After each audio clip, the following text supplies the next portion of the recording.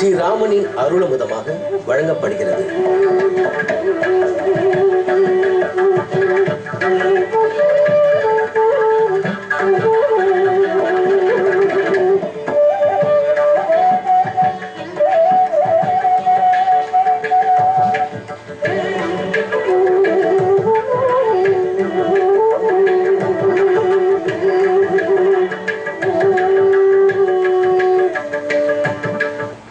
என்னுடன் அன்னுதல் நங்கமேறுகாள் யானினைச் செய்வதன் என்னெஞ்சென்னை நின்னிடையே நல்லேன் என்று நீங்கி நேமியும் சங்கும் இருகை கொண்டு பன்னெடும் சூழ்சுடர் ஞாயிற்றோடு பான்மதி ஏந்தியோர் கோல நீள நான் நெடும் குன்னம் வருவதொப்பான் நான்மலர்பாதம் அடைந்ததுவே.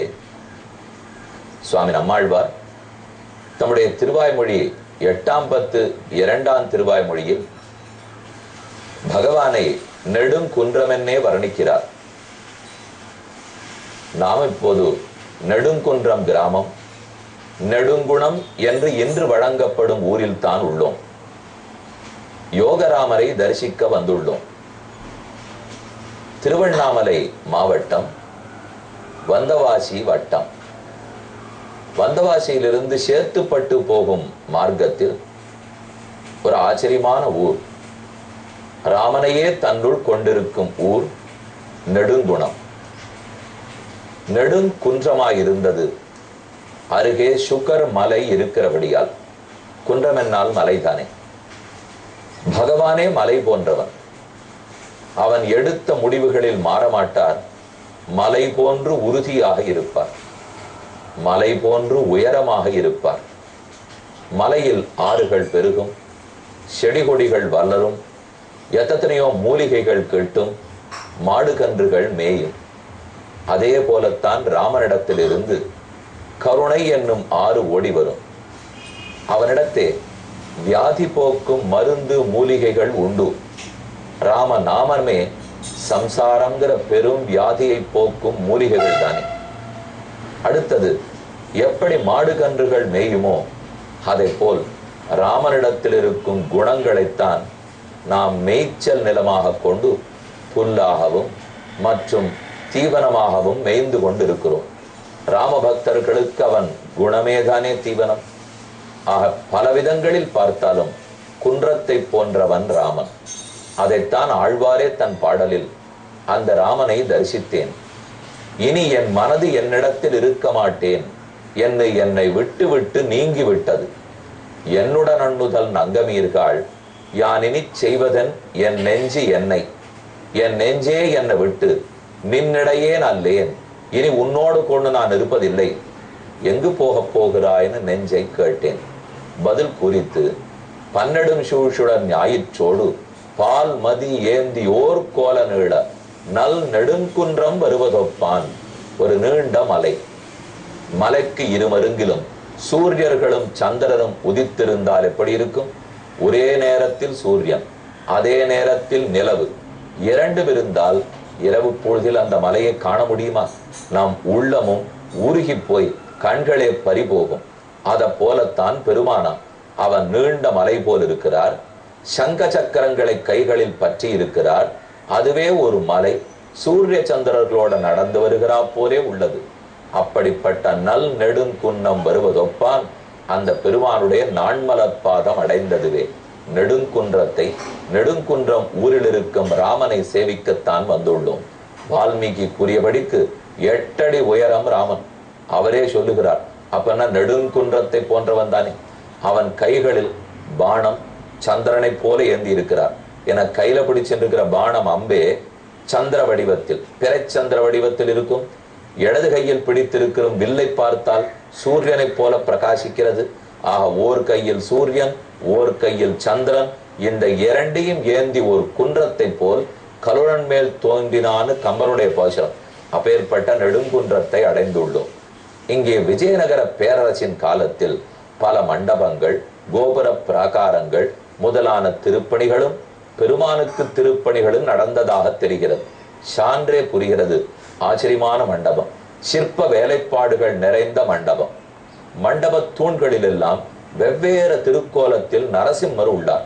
அமர்ந்த திருக்கோலத்தில் யோக திருக்கோலத்தில், ஹிரண்யகசிபுவை அழிக்கும் திருக்கோலத்தில், ரிஷிகளெல்லாம் தலைக்கு மேல கையை கூப்பி கொண்டு பெருமானை பிரார்த்திக்கும் திருக்கோலத்தில் என்ன நரசிம்மர் பல வடிவங்களிலும் உள்ளார். மற்றொன்னு பரமபதநாதன் வைகுந்தத்தில் எழுந்தருளி இருக்கும் பெருமானே தன்னுடைய தர்மாதி பீடம் சிங்காதனத்தில் அமர்ந்த திருக்கோலத்தில், யோக திருக்கோலத்தில், அபயப்பிரதானம் பண்ணும் திருக்கோலத்தில், ஸ்ரீதேவி பூதேவி நாச்சியார்களோடு இப்படி பல திருக்கோலங்களிலும் உள்ளார். மண்டபமே அழகு. மண்டபத்தை தரிசித்துக் கொண்டு இளைய ஆச்சரியமான கோபுரம், 2 கோபுரங்கள்னு சொன்னேன், 2வது நிலை கோபுரத்தையும் தாண்டி கோயிலுக்குள் புகுகிறோம். ரொம்ப ஆச்சரியமான சக்கரத்தாழ்வார் சன்னதி. 16 திருக்கரங்களோட எழுந்தருளி உள்ளார். அவரை சேவித்துக் கொள்கிறோம். சக்கரத்தாழ்வாரை கடந்த சம்பிரோக்ஷணத்தின் போது ரொம்ப ஆச்சரியமா பிரதிஷ்டை பண்ணி உள்ளார்கள். இந்த சக்கரத்தாழ்வாருடைய உற்சவமூர்த்தி உற்சவரோட ஜாகிரதையாக கர்ப்பகிரகத்தில் எழுந்தருளி உள்ளார். ஒரு புறம் சக்கரத்தாழ்வார், மற்றொரு புறத்தில் ஆஞ்சநேய சுவாமி. நடுவில் ஆஞ்சநேய சுவாமியை பிரதிஷ்ட பண்ணணும்னு விருப்பப்பட்டார்கள். அதாவது ராமனுக்கு நேர் முன்னால் தான் ஆஞ்சநேயர் இருந்தார். சரி, அங்கு கருடனை எழுந்துருள பண்ணிவிட்டு அருகில் எப்போதும் ஆஞ்சநேயர் இருக்கும் இடத்தில் எழுந்துருள பண்ணுவோம் என்னும் புது விக்கிரகம், அதாவது பெருமான் முன்னே இருந்தவரை கொண்டு போய் அங்க எழுந்துருள பண்ண போகும்போது அதற்காக தோண்ட வேண்டும். பூமியை தோண்டும் போதுதான் சீதையே பிறந்தாள். இங்கு பூமியை தோண்டும் போது பழைய ஆஞ்சநேயரும் கிடைத்தார். கைகூப்பின திருக்கோலத்தோட 2 ஆஞ்சநேயர்களையும் இன்னைக்கு நாம் தரிசித்துக் கொள்கிறோம். ஒரு புறத்தில் அஞ்சலி ஹஸ்தத்தோட ஹனுமான், மற்றொரு புறத்தில் 16 திருக்கரங்களோட சுதர்சனாழ்வார். இவர்களை என்று சேவித்துக் கொண்டோம். மேலும் அடுத்த சர்க்கத்தின் பொருள் பார்ப்போம். 117வது சர்க்கத்தினுடைய கடைசியில் இருந்தோம். அனசூயை சீதைக்கு உபதேசிக்கிறாள். பதி தர்மம் என்ன, பத்னி தர்மம் என்ன, கணவன் எப்படி நடந்து கொள்ள வேண்டும், மனைவி எப்படி நடக்க வேணும். சில ஸ்லோகங்களை சொல்றேன், நல்லா திறந்த மனசோட கேட்டுண்டால் குடும்பத்தில் இருக்கிற குழப்பங்கள் எல்லாம் நீங்கி கணவனுக்கும் மனைவிக்கும் நெருக்கமான ஆன்மீக பக்தியே உருவாகிவிடும். கல்யாணம்னு செய்து கொள்வது உடல் சுகத்துக்காக மட்டுமல்ல, குழந்தைகளை பெற்று மேற்கொண்டு பணம் சம்பாதித்து டெபாசிட் போடுவதற்காக மட்டுமல்ல. அதைத்தான் ரொம்ப தெளிவா அனசூயை எடுத்து கூறுகிறாள். தர்மத்தை வளர்க்கண சீதே, உன்னை கல்யாணம் பண்ணி கொடுக்குச்சே தகப்பனார் என்ன சொல்லியிருப்பார், சகதர்மச்சாரிணி, கணவன் தர்ம மார்க்கத்துல நடக்கணும், மனைவி தர்மத்துக்கு துணை புரிய வேண்டும். கணவன் தர்ம மார்க்கத்திலிருந்து மாறி அதர்மத்தின் வழி போக பார்த்தால் அவரை திருத்தி மாற்றி நல்வழிப்படுத்த வேண்டும். இதுதான் ஒரு மனைவிக்கே இருக்கிற கடமை. பெண்களுக்கு எவ்வளவு முக்கியமான கடமை இருக்கு தெரியுமா? மகாலட்சுமியின் அம்சம் சீதே, நாம அத்தனை பேரும் ஓரொரு பெண்ணும் மகாலட்சுமியினுடைய அம்சம். அதை புரிந்து கொண்டு பொறுப்போடு நடந்து கொள். நகரஸ்தோ வனஸ்தோவா சுபோவோ சுபோவா எதிவா அசுபா யாசாம் ஸ்திரீணாம் பிரியோ பர்த்தா தாசாம் லோகா மகோதயாக. காட்டில் இருக்கட்டும் நாட்டில் இருக்கட்டும், கணவன் எப்படி இருக்கிறானோ அதை நன்கு புரிந்து கொண்டு மனைவி நடக்க வேண்டும். நன்னா புடவை துணிமணி எல்லாம் வாங்கி கொடுத்து நகநட்டெல்லாம் வாங்கி கொடுத்தால் நல்ல கணவன்.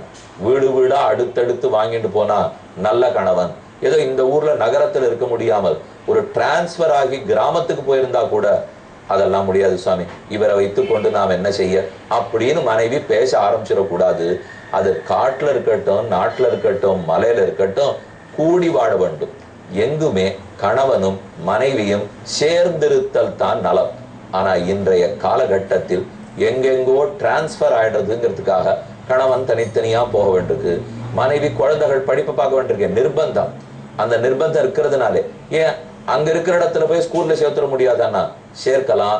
ஆனா இன்னைக்கு இருக்கிற படிப்பு அந்த ஸ்கூல்ல அந்த வேகத்துல அப்படி படிச்சாதான் என்கிற அளவு கொண்டு போய் விட்டுட்டோம்னால் இன்னொரு இடத்துல பள்ளிக்கூடத்துல சேர முடியல. மொழி ப்ராப்ளம் வந்துடுது. அப்புறம் லாங்குவேஜ், ஏதோ ஒரு ஊருக்கு போறோம்னா ஹிந்தி படிக்கணுங்கிறா, இன்னொரு ஊருக்கு போனா குஜராத்தி படிக்கணும்ன்றா, ஒடியா படிக்கணும்ன்றா. நாம அதுக்காக இப்ப மெதுவா என்ன ஆயிடுறது, இப்போ தமிழ் மீடியம் தமிழ்னு லாங்குவேஜை சேர்த்தா தானே சுவாமி வேற ஊருக்கு டிரான்ஸ்பர் ஆச்சுன்னா அந்த லாங்குவேஜ் கஷ்டமா இருக்கு. பேசாது இந்த தமிழே எடுக்க வேண்டாம், எடுக்கிறதையே ஹிந்தியை எடுத்துருவோம், எங்க போனாலும் கிடைக்கும்னா அப்ப தமிழே போயிடுத்து. நான் மொத்தத்திலும் தமிழர்கள். அப்ப தமிழ் எடுக்கணும்னா தமிழ்நாட்டுக்குள்ள இருக்கணும். ஆனா உலகமே இன்னைக்கு சின்ன வில்லேஜ் ஆயிட்டு வருது, குளோபல் வில்லேஜ். புது கான்செப்ட்லாம் சொல்லிட்டு எல்லாத்தையும் ரொம்ப நெருக்கமா கொண்டாச்சுன்னால் கொண்டாச்சு. ஆனா அந்த நெருக்கம் மொழியினிடத்துலையும் இருக்கணும். நெருக்க இலக்கியத்தினிடத்திலே இருக்கணும். அதை படித்தாத்தான் வருங்காலத்தில் 40 வயசானப்புறம் ஒரு சூன்ய வெறுமை சூழும். அன்னைக்கு நாம படிச்ச பிசிக்ஸோ கெமிஸ்ட்ரியோ எக்கனாமிக்ஸோ அக்கவுண்ட்ஸோ லாவோ இது எல்லாத்த விட இலக்கியமும் ஆன்மீகமும் உதவும். அதாவது படிச்சவாளை கேட்டு பார்த்தீங்கன்னாலே தெரிஞ்சு போடும். ஆகவே எங்கும் கூடியிருத்தல் தான் நலம். கணவனும் மனைவியும் ஆந்தனையும் முயற்சி எடுத்து குழந்தைகளோடு ஓரிடத்தில் இருக்க வேண்டும். அப்பதானே தர்ம காரியத்தில் ஈடுபட முடியும். ஏன்னா எதற்கோகவோ நாம கல்யாணம் பண்ணிக்கலையே, அதைத்தான் இப்ப எடுத்து கூறுகிறாள். துஷீலா காமவிருத்தோவா தனைர்வா பரிவர்ஜிதா. கணவனுக்கு பணம் இருக்கட்டும், பணம் காணா போட்டோம், அதற்குன்னு மனைவி வருத்தப்படக்கூடாது. ஒரு சில நாட்களில் கணவன் கெட்ட நடவடிக்கை உடையவனா கூட இருக்கலாம். பொறுமையோட மனைவிகள் தீர்த்துத்தான் வந்திருக்கிறார்கள். அந்த விஷயத்திலே மனைவி தீயவளாகி போய் கெட்டவளாகி போய் கணவன் கட்டப்பட்டு திருத்தினார், இது ரொம்ப ரொம்ப ரொம்ப குறைவு. 0.0001% இருக்குமோ என்னமோ. ஆனா கணவன் தீய நடத்த உள்ளவனாக இருந்து மனைவிதான் பொறுமையோடு இருந்து திருத்தி நல்வழிப்படுத்திருக்காள், சதவிகிதம் நிறையவே இருக்கும். அதுல இருந்தே அனசூய சொன்னது உண்மைன்னு தெரிஞ்சுக்க வேண்டாமா? ஆனா சீதைக்கு இப்ப இந்த குறையெல்லாம் ஒண்ணும் இல்லை. அவர் அப்பேற்பட்ட கணவர் யாருக்கும் கிடைக்க போறது இல்லை. இருந்தாலும் விஷயத்தை அரசூயை கூறுகிறாள். பிராப்னுவம் யசசைவ தர்ம பிரம்சம் ச மைதிலி அகாரியவசம் ஆபன்னாக ஸ்திரியோ யாக்கலு தத்விதாக. காமத்துக்கும் அதே போல உடல் சுகம் அதை அலங்காரம் பண்ணி கொள்ளுதல், அப்படி நம்முடைய பட்டாட்டோபத்தை காட்டுதல், இதற்கென்று பெண்கள் இருக்கவே கூடாது. அப்படி இருந்ததும் இல்லை சீதே. அது இருந்தால் அப்புறம் குடும்பம் என்னும் படகு மாலுமி இழந்தா போலே தவித்து போகும். அது ஒரு நேர்கோட்டில் போக முடியாது. கணவன் இல்லாத குடும்பத்தில் மனைவி குழந்தைகளை நன்கு வளர்த்து தேத்தி விட்டுருவாள். ஆனா மனைவி இல்லாத குடும்பத்தில் கணவனான குழந்தைகளை வளர்க்கறது அவ்வளவு சுலபமே இல்லை. ஆக சுக்கான் பிடித்தா போலே நங்கூரமிட்டா போலே மனைவிதான் இருந்து குடும்பத்தை நோக்க வேண்டும். கூரத்தாழ்வான் திருக்கல்யாணம் பண்ணி கொண்டான். அந்த பெண்ணுக்கு ஒரு சாபம் இருந்தது. யார் அவரை கல்யாணம் பண்ணி கொண்டாலும் அவருக்கு பிராணம் போயிடும். ஆனாலும் கூரத்தாழ்வான் அந்த பெண்ணை கல்யாணம் பண்ணார். அவ அப்பாமே வேண்டாம், இவ்வளவு நல்லவர் நீர், உம்ம உயிரை காவு கொடுக்கறதுக்கு நாங்க விரும்பலே என்று சொன்னார்கள். அப்ப கூரத்தாழ்வான் அவளை பார்த்து சொல்றார், கல்யாணம் பண்ணிக்கிறது 2 பிரயோஜனத்துக்காக. ஒன்று உடல் சுகம், குழந்தை பேரு. இன்னொன்னு தர்ம காரியத்தை பண்றது. நான் தர்ம காரியத்தோட நிறுத்தினோட போறேன் அப்படின்னா என் உயிர் போக முடியாது. தர்ம காரியம் செய்தான் உயிர் போச்சுன்னு ஒண்ணு உண்டா? ஏதோ குடும்ப சுகத்தில் ஈடுபட்டான் சாபம் இருக்கலாம் தவிர என்று சொல்லி நெடுங்காலத்துக்கு இருவரும் தம்பதிகளாக வாழ்ந்தார்கள். ஆச்சரியமான செய்தி தெரியுமா? அவர்களுக்குள் உடல் ரீதியான தொடர்பே இல்லாமல் தான் ஸ்ரீ பராசர பட்டரும் வேதவியாச பட்டரும் 2 திருக்குமாரர்கள் அரங்கநாதன் ஸ்ரீரங்கத்து பெருமாளுடைய அருளாலேயே அவதரித்தார்கள். எத்தனையோ ஆழ்ந்தது தாம்பத்தியம்ங்கிறது. அந்த 2 பேரும் கல்யாணம் பண்ணி கிரகஸ்தாசிரமத்தில் இருக்கிறாள்னால் அதுல எத்தனை சாஸ்திரார்த்தங்கள் பாருங்க. ஸ்வாத்விதாஸ்து குணையுக்தா திருஷ்டலோக பராவராக ஸ்திரியஸ்வர்கே சரிஷ்யந்தி யதா புண்ணியகிருதஸ்ததா. உன்னை போல் எங்கு கணவன் செல்கிறாரோ கூட போவோம், அவன் தர்மத்தின் வழி நாமும் நடப்போம். என் இருக்கிற பெண்களுக்கெல்லாம் ஸ்வர்க்கம் நிச்சயம் சீதே. இதோ நான் கூறுகிறேன், அவ ஸ்வர்க்கத்துக்கு போவார்கள். ததேவமேதம் தம் அனுவிரதா சதி பதிப்பிரதானா சமயானுவர்த்தனி ஸ்வபவ ஸ்வபர்த்து சகதர்மச்சாரிணி யசச்ச தர்மஞ்ச தத சமாப்ஸ்யசி. அப்போது ரொம்ப மூத்தவளோல்லையோ, குடுகுடு கிழவி, அவ்வளவு மூத்தவள். அந்த மூப்போட நடுங்கிற கையோட ஆசீர்வாதம் பண்றா. சீதை இங்கு கிட்டக்கவா, உன் தலையில கை வச்சு ஆசீர்வதிக்கிறேன். நீ எப்பவும் ராமனுடைய உள்ளத்துக்கு தகுந்தவளா நடக்கிறதா இருக்கட்டும். உன்னுடைய பெயர், உன்னுடைய புகழ், நீ செய்யக்கூடிய தர்மம் என்னென்னைக்கும் உலகத்தில் நிலைத்து நிற்கட்டும். என்ன அந்த மூத்தவள் ஆசீர்வாதம் பண்ண. இது இன்னைக்கு மட்டும் இல்லை, ஜனகர் கல்யாணம் பண்ணி கொடுக்கவே சொன்னார். ஜனகானாம் குலே கீர்த்தி ஆஹரிஷ்யதி மேசுதா. என்னுடைய பெண் ஜனக குலத்துக்கே புகழ் சேர்க்க போகிறாள். இன்னைக்கும் சீதா சீதா சீதா. ராம்னு சொல்லுவோமா, ஸ்ரீராம்னு சொல்லுவோமா? ராம்னு சொல்லுவோமா, சீதாராம்னு சொல்லுவோமா? வடக்க போனோம்னா சியாராம் சியாராம் சியாராம், ஜெய் சீதாராம், ஜெய் ஸ்ரீராம். ராம்னு சொன்னாலே ஒருத்தருக்கு ரொம்ப பிடிக்காது. ராமன் தனியா என்ன பண்ண போறார்? சீதையோட சேர்ந்து இருந்தா தான் பண்ண போறார். அனசூயை பதிவிரதா தர்மத்தை உரைத்த இடம் ரொம்ப ஆச்சரியமான இடம். நெடுங்குன்றம் நெடுங்குணத்தில் உள்ளோம், மேலும் தரிசிப்போம். இந்நிகழ்ச்சி ஸ்ரீராமனின் அருளமுதமாக வழங்கப்பட்டது.